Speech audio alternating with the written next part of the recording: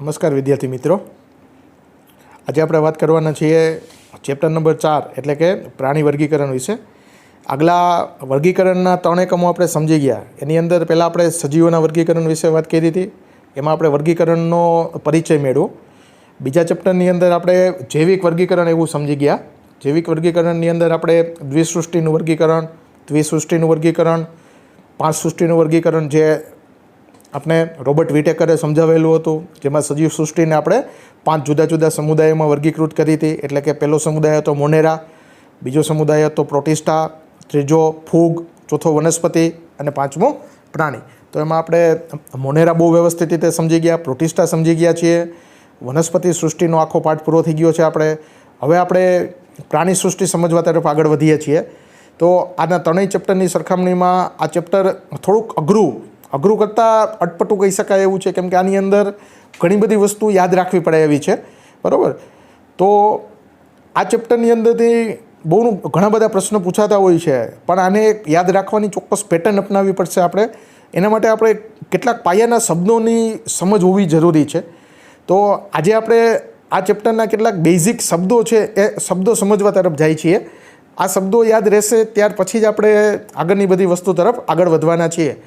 તો પહેલાં તો આપણે વર્ગીકરણની વાત કરી ગયા છીએ, તો આપણે શરૂઆત જ ત્યાંથી કરશું કે સાહેબ વર્ગીકરણ એટલે શું, વર્ગીકરણના આધારો, કયા આધારે વર્ગીકરણ થતું હતું. તો આપણે એ વસ્તુ સમજી ગયા છીએ કે સજીવોને તેમના લક્ષણોને આધારે નાના મોટા સમૂહમાં વેચવાની વૈજ્ઞાનિક પદ્ધતિને આપણે વર્ગીકરણ નામ આપ્યું હતું. તમને યાદ આવતું હોય તો આપણે પહેલાં જ ચેપ્ટરની અંદર કીધું હતું કે ભાઈ વર્ગીકરણ પહેલા ચેપ્ટરમાં અને બીજા ચેપ્ટર બંનેની અંદર કે વર્ગીકરણનો એક આધાર હતો, એમાં કેટલાક લક્ષણો જોવામાં આવ્યા હતા. દાખલા તરીકે એરિસ્ટોટલે બાહ્ય લક્ષણોને આધારે વનસ્પતિને 4 વિભાગની અંદર વર્ગીકૃત કરેલા હતા: છોડ, વૃક્ષ, સૂપ, આરોહી. પછી પ્રાણીઓને એના રુધિરના આધારે વર્ગીકૃત કરેલા હતા. તો આ લક્ષણોના આધારે નાના મોટા જૂથમાં વહેંચવાની જે વૈજ્ઞાનિક પદ્ધતિ છે એને આપણે વર્ગીકરણ એવું નામ આપેલું હતું, બરાબર. તો આ વર્ગીકરણ આપણે સમજી ગયા છીએ. વર્ગીકરણ એ નવી ઓળખાયેલી જાતિઓને યોગ્ય સ્થાનોમાં મૂકવામાં પણ મદદરૂપ થાય છે. જેમ મેં તમને ઉદાહરણ આપેલું હતું કે ભાઈ જેમ આધુનિક આવર્ત કોષ્ટક કેમિસ્ટ્રીમાં તમારે આવે છે, તો આધુનિક આવર્ત કોષ્ટકની અંદર કેટલાક સ્થાનો ખાલી રાખેલા હોય, ત્યાં નવા આવતાના તત્વોનું સ્થાન નક્કી હોય છે. એવી રીતે પ્રાણી સૃષ્ટિ કે વનસ્પતિ સૃષ્ટિની અંદર પણ જેને નવી નવી જાતિઓ શોધાતી હોય એને યોગ્ય સ્થાને મૂકવામાં પણ આપણે વર્ગીકરણ છે એ મદદરૂપ થતી હોય છે. તો એના ઉપરથી આપણે આગળ વધીએ તો વર્ગીકરણના આધારો ક્યાં હોઈ શકે. તો અહીં ખાસ આપણે 5-6 પ્રકારના વર્ગીકરણની આધારો છે એ જે એટલે કે બેઝિક ઓફ ક્લાસિફિકેશનના કેટલાક મુદ્દાઓ આપણી પાસે છે કે અહીંયા પ્રાણી વર્ગીકરણ છે એના કેટલા આધારો આપણી પાસે છે, અથવા કયા આધારે આપણે પ્રાણીઓનું વર્ગીકરણ આ ચેપ્ટરમાં કરવાના છીએ. તો એમાં તો પહેલી, પ્રાણીઓની રચના અને એના સ્વરૂપની અંદર તફાવત, કે પ્રાણીઓનું શરીર કેવું છે અને એના શરીરના સ્વરૂપમાં કેવો તફાવત છે, એને આધારે આપણે વર્ગીકરણ કરવાના છીએ, પહેલી વસ્તુ. બીજી વસ્તુ કે આ જે પ્રાણીઓ છે એ પ્રાણીઓના કોષોની ગોઠવણી કેવી છે. કોષોના નજીક ગોઠવાયેલા છે, એટલે કે નજીક ગોઠવાય અને પેશી બની જાય છે, તો પેશીમય આયોજન છે. કે કોષો છૂટાછવાયા ગોઠવાયેલા છે, કોષ સ્વરૂપનું આયોજન છે, પેશીઓ જોડાઈને અંગો બની જાય છે. એટલે કોષોની ગોઠવણી ઉપરથી પણ આપણે વર્ગીકરણ કરવાના છીએ. બીજી વસ્તુ, એટલે પહેલી વસ્તુમાં શું કીધું કે પ્રાણીઓની રચના અને એના સ્વરૂપમાં શું ફેર છે. બીજી વસ્તુ, કોષોની ગોઠવણી કેવી છે. ત્રીજું, એનું દૈહિક સમમિતિ, એટલે આખું એ જે શરીરની બોડી છે, બરાબર, એટલે કે આપણે કહીએ ને સિમેટ્રિક, એમ શરીરની સ્થિતિ કેવી છે એને આધારે આપણે એનું વર્ગીકરણ કરવા જઈ રહ્યા છીએ. તો 3 સ્વરૂપ: પ્રાણીઓની રચના અને સ્વરૂપમાં તફાવત, કોષોની ગોઠવણી, ત્યાર પછી આવે છે શરીર રચના. બહુ સાદી ભાષામાં કહું છું, આ સિમેટ્રિક એટલે કે સમમિતિ, બરાબર, એની શરીર રચના ઉપરથી. ચોથું સ્વરૂપ છે એના દેહકોષ્ઠનું સ્વરૂપ. દેહકોષ્ઠ એટલે શરીરની અંદર જે પેશીએ ગોઠવણી અથવા તો આયોજન કેવું છે શરીરની અંદરનું, દેહનું અંદરનું. કોષ્ઠ એટલે એક ખાડા જેવી રચના, બરાબર, એટલે દેહકોષ્ઠનું સ્વરૂપ કેવું છે એના ઉપરથી પણ આપણે વર્ગીકરણ કરવાના છીએ. પછી પાચન કેવી રીતે થાય છે, બરાબર, પરિવહન કે પ્રજનન તંત્ર કેવા પ્રકારનું છે, પરિવહન કેવું છે, ખુલ્લું પરિવહન છે કે બંધ પરિવહન છે, પ્રજનન તંત્ર કેવું છે, આવા બધા સજીવોના સામાન્ય લક્ષણો પણ આપણે ચેક કરવાના છીએ. તો ખાસ આપણે આવા 5-6 મુદ્દા જોઈ એના ઉપરથી આપણે કોઈપણ પ્રાણીને જે તે વર્ગીકરણની અંદર જુદા જુદા સમુદાયો પાડેલા છે. તો પહેલી જ વસ્તુ આપણે આ યાદ રાખશું કે વર્ગીકરણના આધારો કયા છે. તો આધારોની અંદર પ્રાણીની રચના અને સ્વરૂપમાં જોવા મળતો તફાવત, કોષોની ગોઠવણી, દૈહિક સંમિતિ, દેહકોષના સ્વરૂપ, પાચનની કેવી કેવી રીત છે, કેટલી રીતે પાચન થાય છે, કેવું પાચન થાય છે, એના આધારે પરિવહન તંત્ર કેવું છે, પ્રજનન તંત્ર છે. આવા સજીવના જે પાયાના લક્ષણો છે એ લક્ષણો ઉપરથી પણ આપણે વર્ગીકરણના જુદા જુદા સમુદાયો પાડવાના છીએ. બરાબર. તો આ હતું વર્ગીકરણનો આધાર કેવો છે એ. બરાબર. હવે મેં તમને જે વાત કરી કે આપણે કેટલાક પારિભાષિક શબ્દો અહીંયા સમજવાના છે, યાદ પણ રાખવાના છે. અહીંયા તમારી યાદશક્તિની કસોટી થવાની છે આ ચેપ્ટરની અંદર. બરાબર. બાકી જો આગલા વર્ગીકરણની અંદર આપણે ઘણું બધું સમજી શક્યા હતા, તો આ ચેપ્ટરની અંદર મોટાભાગની વસ્તુ તમારે યાદ રાખવી પડશે. એટલે થોડીક મગજને કસરત કરાવવી પડશે, સારું એવી કસરત કરાવવી પડશે, પરસેવો વળી જાય એવું છે. એટલે એટલું અઘરું નથી, પણ આને વારંવાર વાંચવું પડશે ને થોડુંક વધારે યાદ રાખવું પડશે. પણ જો તમે આવા શબ્દ, આજે તમને હું જે શબ્દ સમજાવું છું, આવા શબ્દ સમજી જાજો. જુદા જુદા સમુદાયો છે, એ સમુદાયોના અંદર કયા પ્રાણીઓનો સમાવેશ કરશું એના ઉદાહરણ યાદ રાખશું. અને ખાસ કોઈ પણ સમુદાય હશે પ્રાણીઓનો, એની એક ખાસિયત હશે. બરાબર. એક ખાસિયત યાદ રાખજો, અપવાદરૂપ કિસ્સા યાદ રાખશું. એ તો જે તે સમયે આપણે તમને સમજાવતા રહીશું. તો પહેલાં તો આજે આપણે બેઝિક સમજીએ કે પ્રાણીઓના શરીરમાં આયોજનના સ્તરો કેવા હોય છે. એટલે ઓર્ગેનિઝમ આખું શરીર છે એમાં કોષોનું આયોજન કેવું હોય છે. તો કોઈપણ પ્રાણીના શરીરની અંદર 3 પ્રકારના આયોજન જોવા મળે છે. બરાબર. આ 3 પ્રકારના આયોજન એટલે કયા? તો પહેલું આયોજન છે કોષસ્તરીય આયોજન. કાં તો પ્રાણીઓ છે બધા કોષસ્તરીય આયોજન ધરાવે છે, કાં તો એ પેશી સ્તરીય આયોજન ધરાવે છે, કાં તો એ અંગ સ્તરીય આયોજન ધરાવશે. બરાબર. હવે આના ત્રણેયની અંદર આપણે ફેર સમજી લઈએ, કેમ કે આ શબ્દ વારંવાર આવવાના છે. કોષસ્તરીય આયોજન, પેશી સ્તરીય આયોજન અને અંગ સ્તરીય આયોજન. હવે એમાં આપણે વાત કરીએ કોષસ્તરીય આયોજન શું છે. તો આપણે ખબર જ છે પ્રાણી સૃષ્ટિના R.H. વિટેકરે આપણે જ્યારે પ્રાણી સૃષ્ટિનું વર્ગીકરણ કર્યું ત્યારે પ્રાણી સૃષ્ટિની અંદર આપણે બધા બહુકોષી સભ્યોને જ મૂકેલા છે, આપણે ખબર જ છે. બરાબર. બધા પ્રાણીઓ બહુકોષી જ છે, પણ છતાં બધા જ પ્રાણીઓના કોષોના આયોજનો એક સરખી રીતે પ્રદર્શિત થતા નથી. એટલે કે બધા પ્રાણીઓના કોષોનું વર્ગીકરણ એક સરખું થયેલું હોતું નથી. દાખલા તરીકે સછિદ્ર સમુદાયના પ્રાણીઓ, બરાબર, જે આપણે ભણશું. સૌ પ્રથમ સમુદાય પ્રાણીનો સૌ પહેલો સમુદાય આવશે સછિદ્ર સમુદાય. એનું એક ઉદાહરણ આપેલું છે વાદળી, સ્પોન્જિલા. બરાબર. તો ભલે આ બહુકોષી પ્રાણી છે, છતાં એની અંદર જે કોષો આવેલા હશે ને એ બધા કોષો શિથિલ રીતે ગોઠવાયેલા હશે. શિથિલ એટલે આમ કોષો છે ને આમ છૂટા છૂટા હશે, એકબીજાની બાજુમાં નહીં ગોઠવાયેલા હોય, કોષો જોડાઈને પેશી નહીં બની હોય. બહુકોષી પ્રાણી હોવા છતાં એના કોષો કેવી રીતે ગોઠવાયેલા છે? આવી રીતે શિથિલ, એકબીજાથી થોડાક દૂર ગોઠવાયેલા છે. અને દરેક કોષ પોતપોતાનું અલગ કાર્ય કરશે. કોષોની અંદર કાર્ય છે એનું સંગઠન છે નહીં. દરેક કોષ પોતપોતાનું કાર્ય કરશે. આ કોષ એનું કાર્ય કરશે, આ એનું કરશે, આ એનું કરશે. દરેક કોષ પોતપોતાનું કાર્ય અલગ કરશે. એટલે કોષો કાર્યની દ્રષ્ટિએ એકબીજા સાથે જોડાયેલા હોતા નથી, બધાનું સેપરેટ કામ છે. એટલે કે તેઓનું આયોજન કોષસ્તરનું આયોજન કહેવાય. એટલે બરાબર, એની અંદર કોઈ પણ પ્રકારની પેશી છે નહીં. તો તમારે યાદ રાખવાનું થશે સછિદ્ર સમુદાયના પ્રાણીઓ છે એની અંદર વાદળી, એની અંદર બહુકોષી હોવા છતાં કોઈ પણ પેશી હોતી નથી. કેમ કે પેશીની વ્યાખ્યા આપેલી છે કે સમાન કાર્ય કરતા કોષોના સમૂહને આપણે શું કહેતા હતા? પેશી. શું? સમાન કાર્ય કરતા કોષોના સમૂહને આપણે પેશી કહેતા હતા. તો અહીંયા ભાઈ સમાન કાર્ય તો કરતા નથી. આ કોષ એની રીતે અલગ કાર્ય કરતું હશે, આ કોષ એની રીતે કામ કરતું હોય, આ એની રીતે કામ કરતું હોય. બધા કોષો પોતપોતાની રીતે કામ કરે છે. તો જો આવી ગોઠવણી હોય, કોષો દરેક કોષ પોતપોતાની રીતે કાર્ય કરતા હોય અને કાર્ય એકબીજા સાથે જોડાયેલા ન હોય, તો એવા આયોજનને આપણે કોષસ્તરીય આયોજન કહીશું. તો પહેલી વસ્તુ આ તમે સમજો, કોષસ્તરીય આયોજન. તો આ મગજમાં હોવું જોઈએ. સાદામાં સાદા પ્રાણીઓમાં જ આવવું હોય. આનાથી ઉચ્ચ પ્રકારના પ્રાણીઓ છે એમાં આવું આયોજન હશે નહીં. તો સછિદ્ર સમુદાયના પ્રાણીઓની અંદર કોષસ્તરીય આયોજન જોવા મળશે. તો હવે તમને ખબર પડી ગયું હશે કોષસ્તરીય આયોજન એટલે શું. કોષો છે એ છૂટા છૂટા ગોઠવાયેલા હોય છે, શિથિલ ગોઠવણી હોય છે, કાર્યની દ્રષ્ટિએ એકબીજા સાથે જોડાયેલા હોતા નથી. બરાબર. અને એની અંદર કોઈ પણ પ્રકારની પેશી બનતી નથી. પેશી ક્યારે બનશે? જો ચોક્કસ પ્રકારના કાર્ય કરતા કોષોનો સમૂહ હોય તો જ પેશી બને, પણ અહીંયા એવી વસ્તુ છે નહીં. તો આપણે અહીંયા કહીશું કોષસ્તરીય આયોજન. તો આવા લક્ષણો હોય તો એને આપણે કોષસ્તરીય આયોજન કહીશું.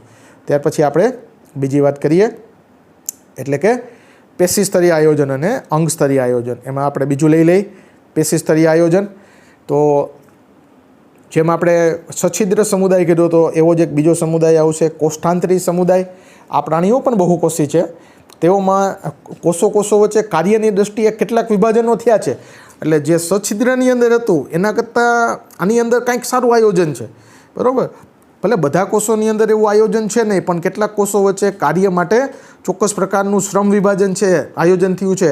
એટલે ભાગ પાડી લીધો છે કે ભાઈ આટલા કોષો આ કામ કરે, આટલા કોષો આ કામ કરે. એટલે શ્રમ વિભાજન જોવા મળશે. કોષોની ગોઠવણી છે સછિદ્ર કરતાં વધુ જટિલ છે. અને અહીં જો પેશી બની જાય છે, સમાન કાર્ય કરશે, કેમ કે અહીંયા શ્રમ વિભાજન છે. એટલે કે એક કોષોનો સમૂહ અલગ કામ કરતો હશે, બીજો કોષ સમૂહ અલગ કામ કરતો હશે. એટલે કોષોના સમૂહ એક સરખા કામ કરતા હોવાથી પેશી બની જશે. પણ અહીં પેશીઓ જોડાઈને અંગો નહીં બને. એટલે અહીંયા કોઈ એવા ખાસ પ્રકારના અંગો નથી આવેલા હોતા, બરાબર.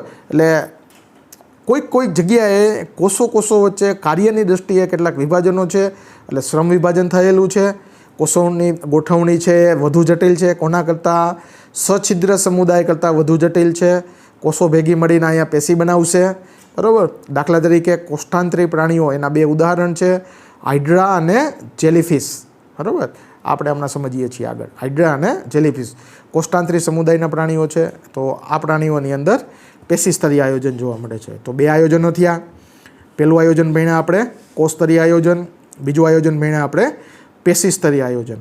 હવે ત્રીજું આયોજન ભણીએ અંગ સ્તરીય આયોજન, બરાબર. તો અંગ સ્તરીય આયોજનમાં શું ભાઈ? બરાબર.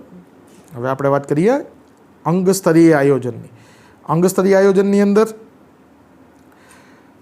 ઉપર કરતાં જો પહેલાંની અંદર આપણે સછિદ્ર સમુદાયમાં કોષો છે એ શિથિલ ગોઠવાયેલા હોય છે, કાર્યની કોઈ વહેંચણી હોતી નથી. પછી બીજાની અંદર એટલે કે કોષ્ઠાંતરીની અંદર પેશી સ્તરીય આયોજન કીધું. કોઈક કોષોની અંદર ચોક્કસ કાર્ય કરવા માટે સમવિભાજન જોવા મળે છે અને પેશીઓ બની જાય છે. હવે એના કરતાં પણ સારું આયોજનોના ઉચ્ચ સ્તરોમાં, એટલે કયા સમુદાયમાં? પૃથુકૃમિ સમુદાય છે. એના પછીના પૃથુકૃમિ, નુપુરક, મૃદુકાય, સૂંટવચી, આ બધા હું બોલું છું એ સમુદાયોના નામ છે જે આગળ તમને ખબર પડશે. એટલે જુઓ, નુપુરક, સંધિપાદ, મૃદુકાય, સૂંટવચી, મેરુદંડી, સામી મેરુદંડી, આવા બધા સમુદાયો છે જે ઉચ્ચ પ્રકારના પ્રાણીઓના સમુદાયો છે જેની અંદર અંગ સ્તરીય આયોજન જોવા મળે છે. તો સૌથી સાદા પ્રાણીઓ છે એની અંદર કોષસ્તરીય આયોજન છે. એના કરતાં થોડાક સારા છે એની અંદર પેશી સ્તરીય આયોજન છે. અને ઉચ્ચ કક્ષાના પ્રાણીઓ છે એની અંદર અંગ સ્તરીય આયોજન જોવા મળે છે. એટલે અહીંયા પેશીઓ ચોક્કસ કાર્ય કરવા માટે ભેગી થઈ જાય અને અંગો બની જશે. તો જો પહેલાંની અંદર આપણે શું કીધું, કોષસ્તરોની અંદર કોષો કોઈ રીતે ભેગા છે નહીં, અલગ અલગ છે. પછી બીજાની અંદર કોષ્ઠાંતરીમાં શું કીધું, પેશી સ્તરીયમાં તો કે કેટલાક કોષો ભેગા મળી અને પેશી બનાવી નાખે છે, બરાબર. એ પેશી સ્તરીય આયોજન થયું. હવે કેવું આયોજન આવે છે? અંગ સ્તરીય આયોજન. પેશીઓ ચોક્કસ કાર્યો કરવા માટે ભેગી બની જાય છે. એને આપણે શું કહેવાના છીએ? અંગ સ્તરીય આયોજન. કોની અંદર જોવા મળશે ભાઈ? તો કે નુપુરક, સંધિપાદ, મૃદુકાય, સૂંટવચી અને મેરુદંડી જેવા પ્રાણીઓની અંદર, બરાબર.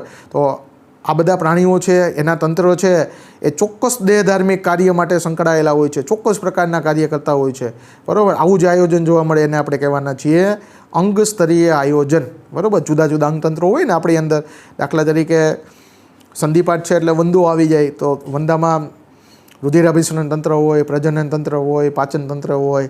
પછી નુપુરક સમુદાય એટલે અળસિયું પણ આપણે ભણવાના છીએ આગલા ચેપ્ટરોની અંદર. સંધિપાદમાં ડેક્ટકો આવશે, એ ભણવાના છીએ.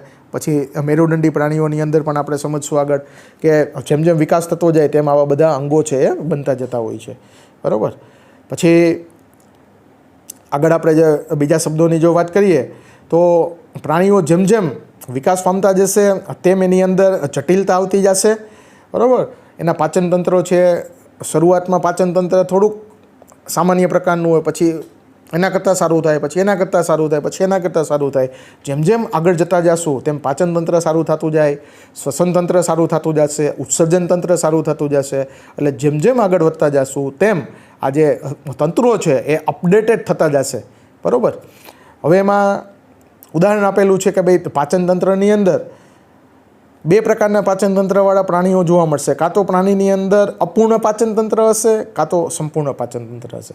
તો આ વસ્તુ યાદ રાખવા જેવું છે, પણ આમાં એટલું કાંઈ અઘરું નથી. અપૂર્ણ પાચન તંત્ર કોને કહેશું? કે પહેલાં તો અપૂર્ણ પાચન તંત્ર એટલે શું? તો કે એવું પાચન તંત્ર જેમાં મુખદ્વાર અને મળદ્વાર એ એક જ બાજુએ ખુલતા હોય. એટલે આપણે જે પાચન તંત્ર ભણ્યા મનુષ્યનું પાચન તંત્ર, એમાં આપણે મુખમાંથી ખોરાક અંદર લઈએ છીએ અને મળદ્વારમાંથી ખોરાક બહાર કાઢીએ છીએ. એટલે 2 છેડે આવેલું છે ને. પાચન તંત્રની શરૂઆત ક્યાંથી થાય? મુખમાંથી થાય છે, અને પાચન તંત્રનો અંત ક્યાં થતો હોય છે? મળદ્વાર. એટલે જુઓ,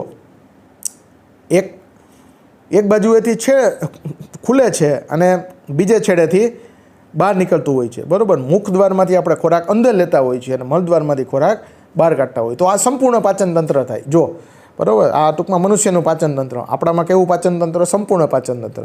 જે પાચન તંત્રમાં મુખદ્વાર અને મળદ્વાર 2 અલગ અલગ માર્ગ હોય, બરાબર. અગ્ર છેડે મુખ આવેલું હતું આપણી અંદર, તો કે હા. અને પશ્વ છેડે શું આવેલું હતું? મળદ્વાર આવેલું હતું. તો અગ્ર છેડે મુખ આવેલું હોય અને પશ્વ છેડે મળદ્વાર આવેલું હોય. પશ્વ એટલે પાછળના છેડે. તો એને આપણે સંપૂર્ણ પાચન તંત્ર કહેશું. તો અપૂર્ણ પાચન તંત્રને કોને કહેશું? તો એક જ છેડે બંને આવેલા હોય, બરાબર. મુખદ્વારે એ જ છેડે આવેલું હોય અને મળદ્વાર પણ એક જ બાજુએ આવેલું હોય. એટલે જે જગ્યાએથી ખોરાક અંદર જાય છે એ જ જગ્યાએથી મળ છે એ બહાર નીકળતું હોય. જો આવું પાચન તંત્ર હોય તો એને આપણે શું કહેવાના છીએ? અપૂર્ણ પાચન તંત્ર. ફરીથી એકવાર કહું છું, જે છિદ્રમાંથી ખોરાક અંદર જતો હોય એ છિદ્રમાંથી મળ છે બહાર નીકળતું હોય, એક જ છિદ્ર હોય, તો એને કહેવાના છીએ આપણે અપૂર્ણ પાચન તંત્ર. અને 2 જુદા જુદા છિદ્રો હોય. જ્યાંથી ખોરાક અંદર જતો હોય એ છિદ્ર અલગ હોય, અને જ્યાંથી મળ છે એ બહાર નીકળતો હોય એ છિદ્ર અલગ હોય. તો એને આપણે કહેવાના છીએ સંપૂર્ણ પાચન તંત્ર. તો આ 2 પાચન તંત્ર યાદ રહેશે. પેલું અપૂર્ણ પાચન તંત્ર, બીજું સંપૂર્ણ પાચન તંત્ર, બરાબર. આ પૃથુકૃમિ સમુદાયને બધું આવશે ત્યારે આપણે સમજશું. અત્યારે આ બધા શબ્દ યાદ રાખતા જજો ખાસ. આગળ આપણે 3 શબ્દ આપ્યા: કોષસ્તરીય આયોજન, પેશીસ્તરીય આયોજન, અંગસ્તરીય આયોજન, અપૂર્ણ પાચન તંત્ર, સંપૂર્ણ પાચન તંત્ર, બરાબર. હવે આપણે આગળ વધીએ. ત્યાર પછી બીજા 2 શબ્દ આપીએ આપણે: ખુલ્લું પરિવહન તંત્ર અને બંધ પરિવહન તંત્ર. તો ખુલ્લું પરિવહન તંત્ર એટલે જો, બંધ પરિવહન તંત્ર પહેલાં હું તમને સારા સમુદાયની વાત કરું, આપણી વાત કરું. પહેલાં આપણે બંધ પરિવહન તંત્ર છે. બંધ પરિવહન તંત્ર એટલે શું? જ્યાં રુધિર, બરાબર, એ ધમનીઓની અંદર વહન પામતું હોય છે. ધમનીઓ, શિરાઓ, વાહિકાઓની અંદર. તો આપણે ભણી જ ગયા છીએ, આપણી અંદર રુધિર છે, ધમની, શિરા, રુધિર વાહિકાઓ, રુધિર કેશિકાઓ, હૃદય, એની અંદર પરિવહન થતું હોય. એટલે રુધિર છે એ ક્યાંય ખુલ્લું જોવા મળતું ના હોય. કાં તો રુધિર હૃદયમાં જોવા મળતું હશે, કાં તો ધમનીમાં હશે, કાં તો શિરાની અંદર હશે, કાં તો વાહિકાઓની અંદર હશે. એટલે કોઈ પણ વાહિકાઓની અંદર જ રુધિરનું પરિવહન થતું હોય છે. તો આવું પરિવહન તંત્રને આપણે બંધ પરિવહન તંત્ર કહેશું, બરાબર. દાખલા તરીકે મનુષ્ય, બરાબર. પછી ખુલ્લું પરિવહન તંત્ર કોને કહેશું? છે જેમાં રુધિર છે એ હૃદયમાંથી બહાર ધકેલી દેવામાં આવે છે. એમાં કોઈને ધમની કે શિરાઓ જેવી રચના હોતી નથી. હૃદયની બહાર સીધું રુધિરને ધકેલી દેવામાં આવે છે. શરીરની અંદર એક એવોનો ખાડો હોય છે, જગ્યા હોય છે જેમાં બધું રુધિર આવી જતું હોય છે. અને કોષો અને પેશીઓ રુધિરની અંદર તરબોળ હોય છે. એટલે કોષો અને પેશીઓ રુધિરના સીધા સંપર્કમાં હોય છે. રુધિરની અંદરથી એને જે કંઈ પણ વસ્તુ મેળવવી હોય છે એ સીધી મેળવી શકે છે. આપણા જેવી કોઈ પરિવહનની વ્યવસ્થા હોતી નથી. રુધિર બધું હૃદયમાંથી બહાર નીકળી જાય છે, એક ખાડાની અંદર આવી જાય છે, અને એ ખાડાની આજુબાજુ, કોષ્ટની આજુબાજુ કોષો અને પેશીઓ ગોઠવાઈ ગયેલા હોય છે. જેને જેટલું જોઈ છે એમાંથી ખેંચી લેશે. પણ એમાં શું થશે? ખેંચી થશે, બરાબર. આયોજન નહીં થાય, વ્યવસ્થા નહીં કરી શકાય. એટલે આ નબળા પ્રકારનું પરિવહન તંત્ર કહી શકાય. ખુલ્લું પરિવહન તંત્ર છે એ અવિકસિત પ્રાણીઓમાં જ જોવા મળે છે. જ્યારે બંધ પરિવહન તંત્ર છે એ નિયંત્રિત છે. એના ઉપર હૃદયનું પૂરેપૂરું નિયંત્રણ હોય છે. જે અંગને જેટલું રુધિર મોકલવાનું છે એટલું જ રુધિર મોકલવામાં આવે છે. દાખલા તરીકે મગજને વધારે રુધિરની જરૂર છે તો મગજને વધારે રુધિર દેવામાં આવે છે, બરાબર. કિડનીને ઓછું રુધિરની જરૂર હોય તો કિડનીને ઓછું રુધિર મોકલવામાં આવતું હોય છે.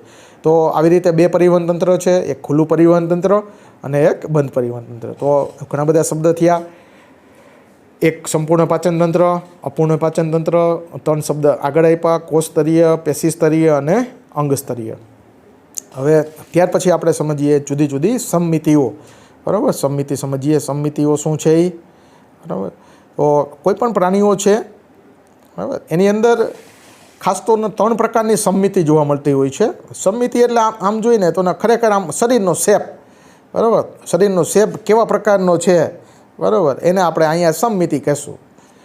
3 પ્રકારની સમમિતિ છે કોઈ પણ પ્રાણીની અંદર હોઈ શકે. કાં તો એની અંદર અસમમિતિ હોઈ શકે, કોઈ સમમિતિ જેવું જ નહીં કાંઈ. અરીય સમમિતિ હોઈ શકે અને દ્વિપાર્શ્વ સમમિતિ હોઈ શકે. બરાબર, 3 સમમિતિના પહેલાં નામ યાદ રાખશું, પછી સમજીએ અસમમિતિ શું છે, અરીય સમમિતિ શું છે અને દ્વિપાર્શ્વ. પહેલાં તો 3 પ્રકારની સમમિતિ: અસમમિતિ, અરીય સમમિતિ અને દ્વિપાર્શ્વ સમમિતિ. બરાબર, તો એમાં પહેલાં આપણે સમજીએ અસમમિતિ શું છે. તો જો અહીંયા આપણે 2 પ્રાણીઓ આપેલા છે. આ એક હાઇડ્રા આપેલું છે અને એક આ જોયેલું પ્રાણી છે, તમે વિચારી શકો છો, કરચલું છે. બરાબર, આમ ઘણા બધા પ્રાણીઓ તમે જોયેલા પણ હશે, કેટલાક પ્રાણીઓ અજાણ્યા પણ આવતા હશે. તો અહીંયા અસમમિતિના કેટલાક ઉદાહરણ આપેલા છે. બરાબર, આ એક જુઓ, અરીય સમમિતિ આપેલી છે, એક દ્વિપાર્શ્વ સમમિતિ આપેલી છે અને અરીય સમમિતિ આપેલી છે. તો પહેલાં તો અરીય સમમિતિ સમજી લ્યો. બરાબર, એના ઉપરથી આપણે અસમમિતિ ઉપર જશું. પહેલાં અરીય સમમિતિ અને દ્વિપાર્શ્વ સમમિતિ સમજીએ આપણે.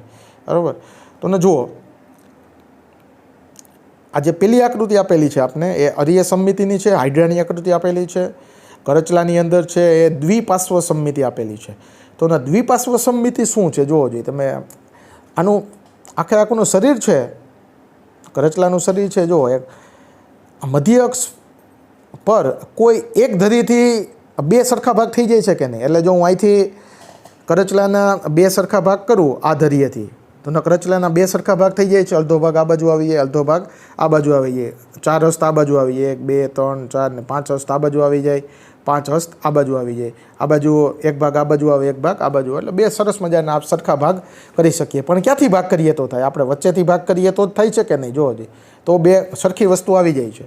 બરાબર, હવે હું આને આ રીતે આમ ભાગ કરું તો એના 2 સરખા ભાગ થશે? તો તમે શું જવાબ આપશો? ના. પછી હું આ રીતે આમ ભાગ કરું તો 2 સરખા ભાગ થશે? નહીં, તોય ભાગ નહીં થાય. બરાબર, જોવો જોઈએ, અહીંથી આપણે આમ ભાગ કરીએ, ટૂંકમાં મધ્ય અક્ષ પરથી જ ભાગ કરીએ તો જ એના ડાબા અને જમણા 2 સરખા ભાગની અંદર વિભાજિત કરી શકાય. તો જો આવી સમમિતિ હોય તો એને આપણે શું કહેવાના છીએ? દ્વિપાર્શ્વ સમમિતિ. તો યાદ રાખજો, ખાસ યાદ રાખજો. બરાબર, આની અંદર એક વાક્ય ઉપર તમારે ખાસ ધ્યાન દેવાનું. એ વાક્ય છે મધ્ય અક્ષ પરથી કોઈ એક જ ધરી ઉપરથી.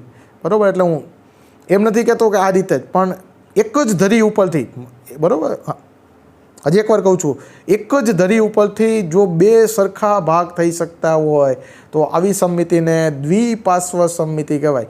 બરાબર, દ્વિ એટલે 2, એક આ બાજુનો ભાગ, એક આ બાજુનો. પાર્શ્વ એટલે બરાબર, આપણા જે હાથ છે એ આપણી પાર્શ્વ બાજુઓ થાય, એટલે 2 સરખા પાર્શ્વ ભાગ થાય, ડાબો પાર્શ્વ ભાગ અને જમણો પાર્શ્વ ભાગ. કોની અંદર આ જોવા મળશે? નુપુરક પ્રાણી છે, અળસિયા જેવા પ્રાણી છે, સંધિપાદ એટલે કે વંદો, વીછી, કરચલો, આવા બધા પ્રાણીઓ છે. એ સમુદાયના પ્રાણીઓની અંદર દ્વિપાર્શ્વ સમમિતિ જોવા મળશે. એટલે જો હવે જ્યારે આપણે સંધિપાદ સમુદાય ભણશું ને, તો એની અંદર આપણે જ્યારે સમમિતિની વાત કરશું તો ખાલી પછી એટલું જ બોલશું કે સંધિપાદ સમુદાય આવશે તો સંધિપાદ સમુદાયની અંદર આપણે શું બોલશું? ખાલી એટલું જ બોલશું કે દ્વિપાર્શ્વ સમમિતિ. તો ને ત્યારે તમને એ વસ્તુ મગજમાં આવવી જોઈએ કે દ્વિપાર્શ્વ સમમિતિ એટલે સાહેબ શેની વાત કરે છે. તો ત્યારે તમને યાદ રહેવું જોઈએ કે ભાઈ દ્વિપાર્શ્વ સમમિતિ એટલે એવું કે ભાઈ મધ્ય અક્ષ ઉપરથી એક જ ધરીથી 2 સરખા ભાગ કરી શકીએ છીએ. બરાબર, આ દ્વિપાર્શ્વ સમમિતિ. હવે જુઓ જોઈએ આ આકૃતિ અરીય સમમિતિ. બરાબર, એમાં જુઓ અરીય સમમિતિમાં શું કહે છે ભાઈ? જ્યારે પ્રાણીના શરીરના મધ્ય અક્ષમાંથી પસાર થતી ધરી, બરાબર, અહીંયા શું કહે છે? જો મધ્ય અક્ષમાંથી પસાર થતી ધરી સજીવને 2 સરખા ભાગોમાં વિભાજિત કરે તેને અરીય સમમિતિ કહેવાય. અહીં જુઓ, બરાબર, મધ્ય અક્ષમાંથી પસાર થાય ને એ ધરીમાંથી જ આપણે 2 સરખા ભાગ કરી શકીએ છીએ. એટલે ખાલી થોડીક વાક્ય રચના બદલે છે. મધ્ય અક્ષમાંથી પસાર થતી ધરી સજીવને 2 સરખા ભાગોમાં વિભાજિત કરે. બરાબર, એટલે મધ્ય અક્ષમાંથી પસાર થતી ને ધરી એટલે કઈ? આ ધરી થઈ ને, હા, ઊભી ધરી થઈ એટલે 2 સરખા ભાગ થઈ શકે એમ છે. બરાબર, દાખલા તરીકે કોષ્ઠાંતરી પ્રાણીઓ, કંકતધરો આવશે અને શૂળત્વચીઓ આવશે. આ 3 સમુદાયના પ્રાણીઓ છે એની અંદર અરીય સમમિતિ છે એ જોવા મળશે. મધ્ય અક્ષમાંથી પસાર થતી ધરી એ જેના 2 સરખા ભાગ થાય એટલે મધ્ય અક્ષ એટલે વચ્ચેથી, બરાબર. જ્યારે જો અહીંયા છે શરીરને મધ્ય અક્ષ પર કોઈ એક જ ધરી ઉપરથી, અહીંયા આપણે એક જ ધરી ઉપરથી બે સરખા ભાગ કરી શકશું, બીજી કોઈને ધરીમાંથી સરખા ભાગ થશે નહીં. એટલે એને જુદા જુદા પ્રાણીઓની અંદર અલગ અલગ ઉદાહરણ જોવા મળશે. તો અહીંયા વાક્ય રચના યાદ રાખશો. મધ્ય અક્ષમાંથી પસાર થતી ધરી સજીવને બે સરખા ભાગોમાં વિભાજિત કરે તો એને અરીય સમમિતિ કહેશું. પછી દ્વિપાર્શ્વ સમમિતિમાં શું કીધું ભાઈ? મધ્ય અક્ષ પર કોઈ એક જ ધરીથી બે સરખા ભાગ થતા હોય તો એને આપણે શું કહેવાના છીએ? બરાબર, દ્વિપાર્શ્વ સમમિતિ કહેવાના છે. એટલે જો તમે જોઈ શકો છો બંને આકૃતિઓમાં કંઈક ડિફરન્સ જોવા મળે છે, બરાબર. આમાં જુઓ, આ આકૃતિ આપણે શું દેખાડે છે કે આમાં તમે કોઈ પણ જગ્યાએથી ભાગ કરશો તો એવી રીતે બે સરખા ભાગ કરી શકવા શક્ય નથી કે અહીંથી તમે આમ ભાગ કરો, આડો ભાગ, તો એ પણ એ શક્ય બનશે નહીં. તો બે સરખા ભાગ નહીં થઈને જુઓ જ આ ભાગ અને આ ભાગ સરખો છે તો કે નહીં. એવી રીતે આમ ભાગ કરો તોય બે સરખા, આ ભાગ અને આ ભાગ સરખો નહીં થાય, બરાબર. એવી રીતે કોઈ પણ રીતે તમે કરશો, ખાલી અહીંથી ટૂંકમાં વચ્ચેથી ભાગ પાડશો તો જ બે સરખા ભાગ થઈ શકશે, બરાબર. તો આને આપણે કહીશું અરીય સમમિતિ, બરાબર. આમાં બહુ જાજો ફેર છે નહીં, બરાબર. પછી આવે છે અસમમિતિ. જો મધ્ય અક્ષમાંથી પસાર થતી ધરી પ્રાણી શરીરને બે સરખા ભાગોમાં વિભાજિત ન કરે, ટૂંકમાં કોઈ પણ જગ્યાએથી શરીરના બે સરખા ભાગ ન થઈ શકતા હોય, બરાબર, તો એને આપણે અસમમિતિ કહી શકશું. એટલે શરીરને બે સરખા ભાગમાં વિભાજિત કરવું અઘરું પડતું હોય. એટલે મધ્ય અક્ષમાંથી પસાર થતી ધરી પ્રાણીને બે સરખા ભાગમાં વિભાજિત ન કરી શકે તો અસમમિતિ છે. અને મધ્ય અક્ષમાંથી પસાર થતી ધરી પ્રાણી શરીરને બે ભાગમાં વિભાજિત કરે તો અરીય સમમિતિ. અને કોઈ એક જ અક્ષ ઉપરથી અથવા એક જ ધરીથી બે ડાબા અને જમણા ભાગ કરી શકાતા હોય તો એને દ્વિપાર્શ્વ. એટલે બહુ ઝીણો તફાવત છે, બરાબર. આની વાક્ય રચના છે એ આપણે યાદ રાખવી પડે. તો અહીંયા આપણી પાસે 8 શબ્દ આવ્યા. એક કોષસ્તરીય આયોજન, પેશીસ્તરીય આયોજન, અંગસ્તરીય આયોજન, ત્યાર પછી આપણે સંપૂર્ણ પાચનતંત્ર, અપૂર્ણ પાચનતંત્ર, ખુલ્લું પરિવહન તંત્ર, બંધ પરિવહન તંત્ર, અસમમિતિ, અરીય સમમિતિ, દ્વિપાર્શ્વ સમમિતિ, બરાબર. ત્યાર પછી આપણે આગળ વધીએ. પાછા અરીય સમમિતિના બધાના જુદા જુદા પ્રશ્નો છે, બરાબર. હવે એના પછી ગર્ભસ્તરો છે, બરાબર. આપણને એટલું જ અગત્યનું છે, બરાબર. ગર્ભસ્તરો દ્વિગર્ભસ્તરી અને ત્રિગર્ભસ્તરી. કોઈ પણ પ્રાણી હોય કાં તો એ દ્વિગર્ભસ્તરી હોય છે કાં તો એ ત્રિગર્ભસ્તરી હોય છે. જ્યારે આપણે આપણા માતાના પેટની અંદર અથવા કોઈ પણ પ્રાણી છે એના જ્યારે માદાના શરીરની અંદર હોય છે ત્યારે એના ગર્ભનું સ્તરીકરણ થતું હોય છે. એના ઉપરથી આ બે શબ્દ બનેલા છે, ગર્ભસ્તરીય. એટલે કે કાં તો સજીવ છે દ્વિગર્ભસ્તરીય હોય, બરાબર. સજીવમાં બે ગર્ભસ્તરો હોય, કાં તો સજીવની અંદર 3 ગર્ભસ્તરો હોય. હવે એમાં બેમાં બહુ માઇનોર એવો ડિફરન્સ જોવા મળશે. તો પહેલાં ભણીએ આપણે દ્વિગર્ભસ્તરીય રચના. તો કે જો પ્રાણીઓની અંદર બે ગર્ભીય સ્તરો જ આવેલા હોય, બરાબર. બહારનું બાહ્ય ગર્ભસ્તર, બરાબર. અહીંયા આપણે જોઈએ છીએ આ બાહ્ય ગર્ભસ્તર. જો અહીંયા તમને આકૃતિની અંદર આ બધા કોષોના દેખાડેલા છે. આ બધા કયા કોષો છે? બાહ્ય ગર્ભસ્તર છે, બરાબર. એવી રીતે અંતઃગર્ભસ્તર અહીંયા દેખાડેલું છે, જોતા તમને દેખાતું હોય તો, બરાબર. આ અંતઃગર્ભસ્તર છે, બરાબર. બાહ્ય ગર્ભસ્તર અને અંતઃગર્ભસ્તર. તો આ બે તો હશે જ. કોઈ પણ પ્રાણીની અંદર આ બે ગર્ભસ્તરો તો હશે જ. બહારનું બાહ્ય ગર્ભસ્તર અને અંદરનું અંતઃગર્ભસ્તર. વચ્ચે કાંઈ આવેલું હોતું નથી. એટલે કે મધ્ય સ્તરની ગેરહાજરી જોવા મળે છે. એટલે બાહ્ય ગર્ભસ્તર અને અંતઃગર્ભસ્તર વચ્ચે અવિભેદિત સ્તર તરીકે મધ્ય શ્લેષ્મ સ્તર આવેલું હોય, અવિભેદિત હોય છે. એટલે એ ચોક્કસ કાર્ય કરવા માટે ગોઠવાયેલું નથી. એટલે એને આપણે એમ કહીએ કે ભાઈ મધ્ય સ્તર ના હોય, ખાલી બાહ્ય ગર્ભસ્તર અને અંતઃગર્ભસ્તર હાજર હોય તો એને આપણે દ્વિગર્ભસ્તરીય કહીએ.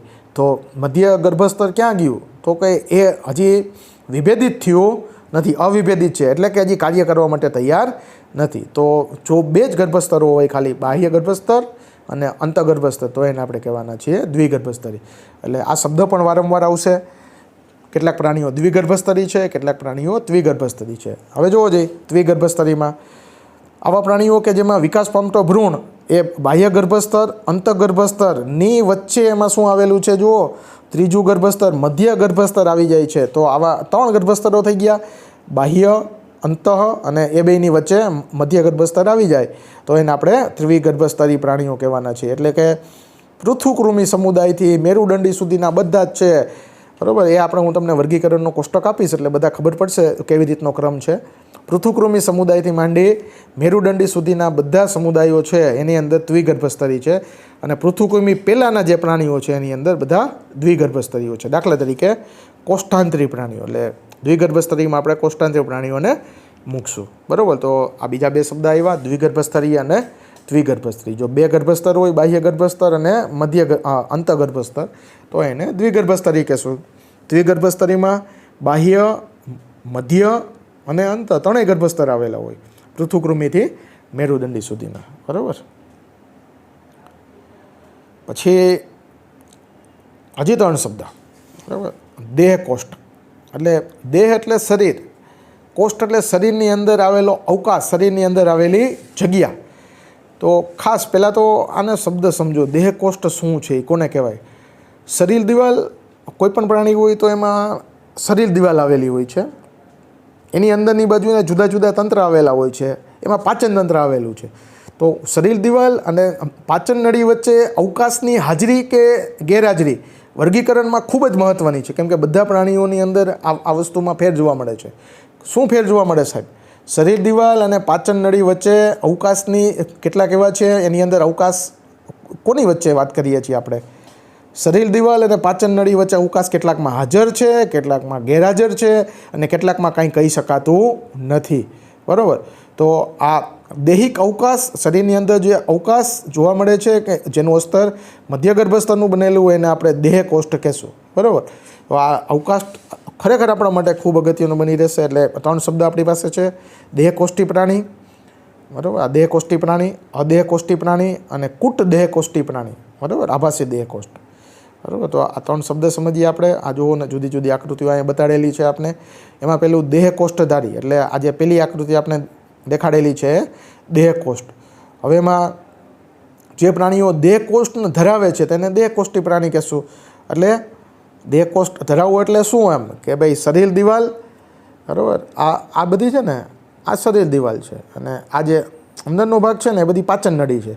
તો એની વચ્ચે જોવો જોઈએ અવકાશ જોવા મળે, સફેદ ભાગ જોવા મળે, એ અવકાશ છે, ખાલી જગ્યા છે.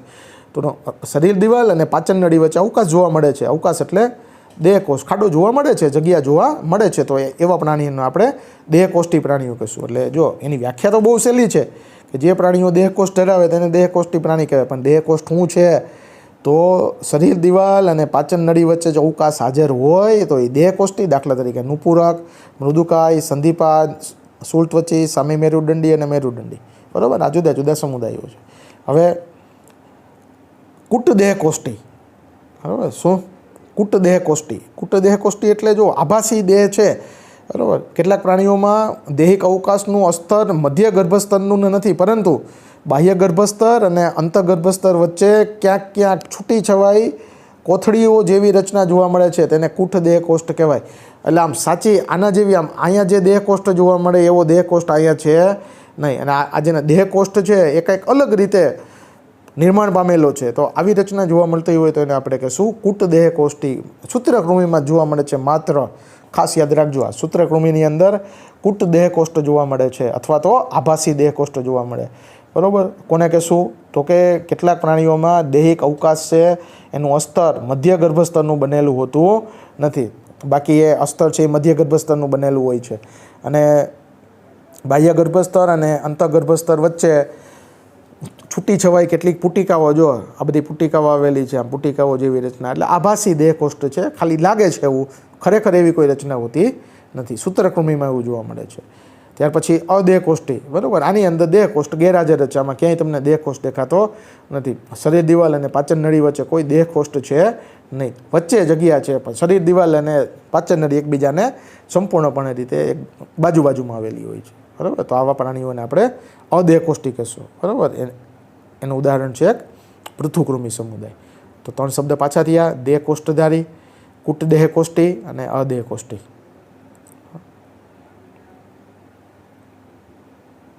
આ જુદી જુદી આકૃતિઓ છે.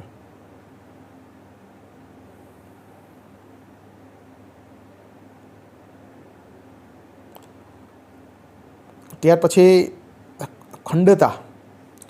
તો કેટલાક પ્રાણીઓ છે એના શરીર લગભગ કેટલાક અંગોના ક્રમિક પુનરાવર્તન જોવા મળતા હોય, બરાબર, સરખા ખંડો આવતા હોય ને. દાખલા તરીકે અળસિયું આપણે સમજવાના છીએ, તો અળસિયાના શરીરમાં તમે બાલથી જુઓ તો આમ જુદા જુદા પટ્ટા આવેલા હોય, 120 પટ્ટા આવેલા હોય, બધા પટ્ટા એક સરખા જ દેખાતા હોય, 1 થી 120 પટ્ટા આવેલા હોય છે. તો આવી રીતની શરીર રચના હોય તો એને સમખંડીય ખંડતા કહેવાય. બધા ખંડો એક સરખા જ જોવા મળતા હોય તો એને શું કહેવાનું છે? સમખંડીય ખંડતા, બરાબર. એટલે આ ખંડતા, બધાની અંદર ખંડતા જોવા નહીં મળે, કેટલાક સમુદાયમાં ખંડતા જોવા મળશે, બરાબર. પછી છે મેરુદંડી પ્રાણીઓ અને અમેરુદંડી પ્રાણીઓ. તો આ મેરુદંડ એટલે જ્યારે આપણો વિકાસ આપણા માતાના શરીરમાં ચાલુ હોય છે ત્યારે, બરાબર, ભ્રૂણ વિકાસ દરમિયાન આપણે જ્યારે માતાના પેટમાં હોય છીએ ભ્રૂણ સ્વરૂપે, ત્યારે મેરુદંડ છે, મેરુદંડ નામની એક રચના બનતી હોય છે, બરાબર. એટલે કેટલાક પ્રાણીઓમાં આવા મેરુદંડનું નિર્માણ થાય છે, બરાબર, પૃષ્ઠ બાજુએ. અને આ રચના છે એ મધ્ય ગર્ભસ્તરમાંથી ઉદ્ભવે છે. મેરુદંડ છે એ મધ્ય ગર્ભસ્તરમાંથી ઉદ્ભવતી એક દંડ જેવી રચના છે. એ રચનાને આપણે મેરુદંડી કહેશું. એટલે કેટલાક પ્રાણીઓના ગર્ભ અથવા ભ્રૂણમાંથી આવી દંડ જેવી રચના ઉત્પન્ન થાય છે. જો આવી રચના ઉત્પન્ન થાય તો એને આપણે મેરુદંડી કહેવાના છીએ. અને જો આવો ભ્રૂણના વિકાસ દરમિયાન આવી કોઈ દંડ જેવી રચના ન થાય તો એને આપણે અમેરુદંડી પ્રાણી કહેવાના છીએ. સછિદ્ર સમુદાયથી શૂળત્વચી સુધીના જે પ્રાણીઓ છે ને એને આપણે મેરુદંડી કહેશું, અમેરુદંડી કહેશું. અને શૂળત્વચી પછીનો જે સમુદાય આવશે એને આપણે મેરુદંડી કહી દઈશું, બરાબર. તો આ આપણે જ્યારે વર્ગીકરણનું કોષ્ટક સમજશું ત્યારે આ બધા સમુદાયોનો ક્રમ છે એ આપણે જોવાનો છે. તો આ રીતે આપણે ઘણા બધા શબ્દો અહીંયા સમજેલા છે. તો આ બધા પારિભાષિક શબ્દો તમે આવતા લેક્ચરમાં યાદ કરી લેજો. આ શબ્દો યાદ રહી ગયા એટલે આ પાઠ સમજવો ખૂબ સહેલો પડી જશે. પછી જેમ જેટલું યાદ રાખવાનું આવતું જશે એ આપણે ધીમે ધીમે યાદ રાખતા જઈશું. અને પછી આની કોઈ પેટર્નો બનતી હશે તો આપણે એની યાદ રાખવા માટેની પેટર્નો બનાવશું, બરાબર. ઓકે, ખાસ આવતા લેક્ચરમાં આ બધા શબ્દો યાદ હશે તો જ આ તમને મજા આવશે, બાકી આની અંદર કાંઈ ખબર પડશે નહીં.